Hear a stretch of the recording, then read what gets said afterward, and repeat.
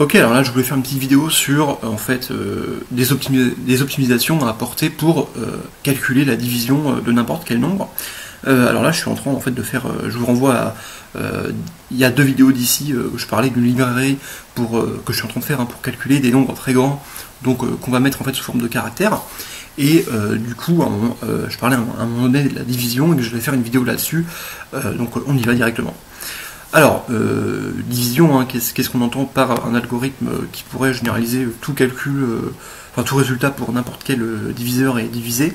Bah, c'est très simple, par exemple si on a un tiers, alors là je vous le fais très simplement, un tiers c'est combien de fois, déjà je peux mettre 3 dans 1, on peut mettre 0 fois 3 dans 1, ok, et après du coup combien de fois je peux mettre 0,3, donc on va déplacer la virgule du diviseur à gauche, et combien de fois maintenant je peux mettre 0,3 dans 1.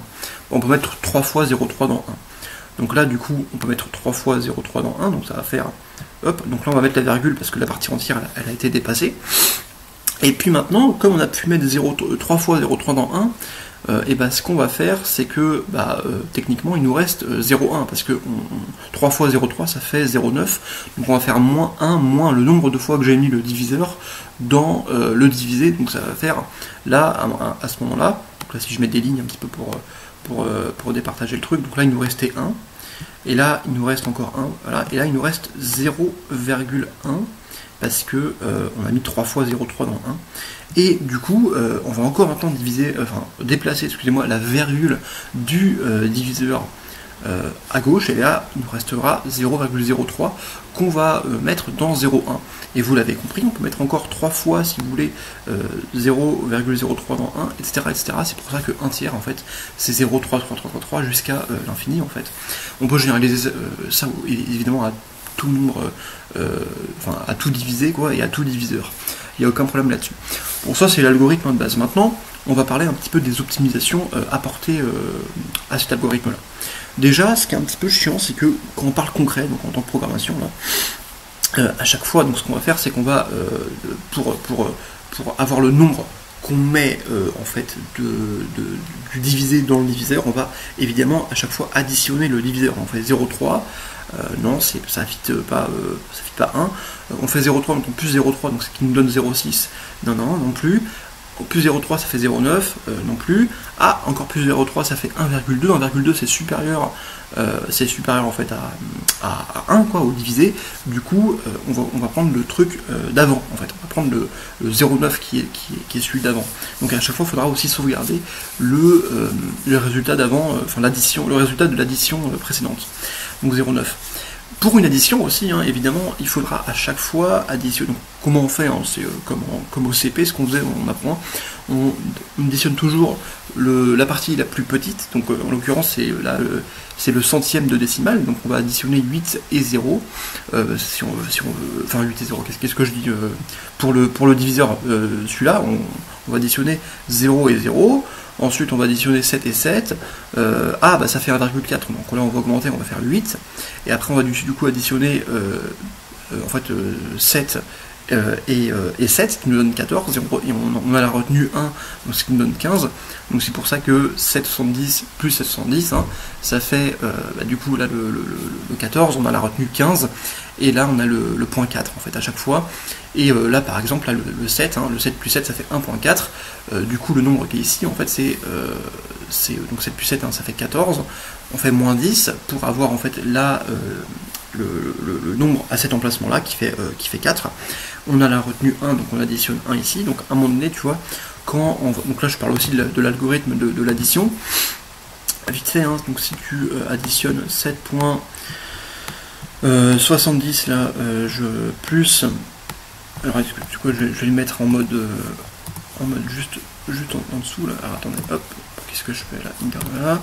Et là que tu additionnes encore 7, donc lui-même évidemment, 7.70, donc là tu as 0, ok, super, et là du coup à un moment donné tu as 1,4, donc à un moment donné en fait là tu vas faire un plus 1 ici, donc tu as un 8 en fait, point 4, et après à l'étape encore suivante, tu vas faire encore ton 7 ici, et là tu auras un 8, donc ce qui fera du coup 15, et donc là encore à l'étape d'après, tu as évidemment ton 15,4. Donc ça, mais là, le problème que vous avez, c'est que vous comprenez à chaque fois que dans la boucle d'itération pour l'addition, vous allez à chaque fois tenir compte en fait du signe, parce que ça évidemment c'est des caractères, enfin pas du signe, vous allez tenir compte, excusez-moi, du caractère, pour voir si on est au caractère en fait du point ou de la virgule, quoi. Si vous êtes au caractère de la virgule, et ben vous allez juste encore switcher d'un nombre à gauche. Après, vous allez pouvoir reprendre en fait l'addition comme vous le souhaitez, enfin comme l'algorithme le décrit juste ici. Le problème, c'est que on a une comparaison, et une comparaison, c'est des instructions en plus dans le code machine. Donc c'est-à-dire que le code assembleur qui est généré par le... Où est-ce que j'ai mis ça le code assembleur généré par le... faut que je le refasse, la slide. Voilà. Donc en gros, à chaque itération pour l'addition, vous allez devoir faire... Il va devoir avoir une instruction de comparaison pour voir si le caractère courant est égal en fait au point qui est en fait synonyme de la virgule. Si oui, vous allez exécuter en fait une instruction qui va être juste de ne rien faire, et sinon vous allez, de ne rien faire, d'attendre la fin de la boucle d'itération et de ne pas faire une chose entre temps, et si c'est pas égal, vous allez juste additionner normalement et après retenir une retenue si nécessaire ou pas. Mais du coup ça c'est chiant parce que l'instruction de comparaison elle est faite à chaque itération, même si avec un niveau d'optimisation assez grand, les ingénieurs compileurs ont trouvé des trucs qui sont les prédictions des branches, c'est-à-dire qu'une branche c'est ça en fait, c'est-à-dire que cette comparaison là elle peut être breakdown comme ça, tu vois. Donc là tu as une comparaison, tu as l'instruction de comparaison, et évidemment donc c'est une branche. Si oui, vous allez exécuter par exemple la branche de droite, donc là ça va être true, et si false, vous allez exécuter la branche de gauche. Mais du coup voilà, donc le problème c'est que l'instruction elle est donnée à chaque fois pour chaque itération, ce qui est du calcul en plus. Donc ce qu'on va faire, c'est qu'on va directement passer en fait, ce qui est bien, c'est que si par exemple tu divises 4.58 sur 7.170, c'est exactement comme si tu faisais en fait 458 divisé par 770, comme ça tu as des nombres entiers, et comme ça tu ne tiens pas compte en fait du point du caractère, vu que tu l'auras supprimé juste là. Alors évidemment la suppression du caractère virgule prend un petit temps, mais le temps qu'on aura à supprimer le point virgule de notre chaîne de caractères est assez minime comparé en tout cas au temps gagné pour chaque comparaison dans une grande itération, par exemple pour des grands calculs de division, avec beaucoup de décimales, si vous voulez garder beaucoup de décimales, parce qu'il y a aussi ce paramètre là, parce qu'évidemment plus vous voulez garder des décimales, plus il y aura de boucles d'itération pour l'addition.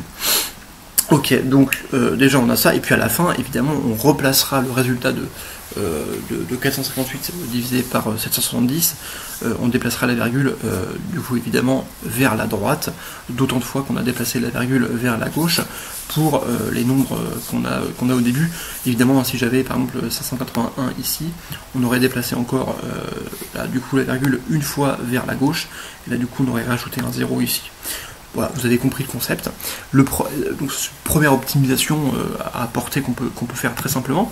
Une autre optimisation aussi qu'on peut faire, c'est par exemple, si vous avez un énorme divisé, par exemple un truc, je sais pas moi, 7 x 10 puissance 9, tu vois, un truc assez grand, tu vois, et que vous le divisez par un truc assez petit, en fait, par exemple juste 2 en tant que diviseur.